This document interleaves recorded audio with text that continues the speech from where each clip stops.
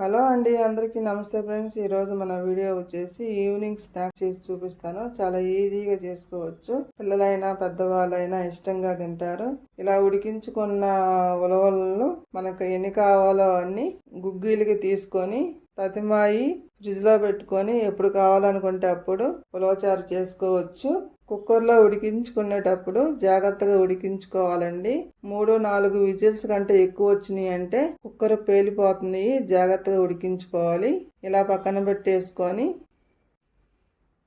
బాగా ఉడుకుతాయండి. ఇలా అయితే ముందుగా స్టవ్ ఆన్ చేసుకొని ప్యాన్ పెట్టేసి కొంచెం ఎక్కువ వేసుకోకూడదు, నూనె కొంచెం వేసుకొని ఒక ఎండుమిరపకాయ బాగా కాలాక ఇలా 3 పచ్చిమిరపకాయ ముక్కలు వేసుకొని బాగా ఫ్రై అయిపోయాక ఆవాలు, జీలకర్ర, పచ్చిపప్పు వేసుకొని తాలింపు ఫ్రై అయ్యాక కరివేపాకు రెబ్బలు, ఒక ఉల్లిపాయ ముక్కలు వేసుకొని బాగా మగ్గించుకోవాలండి.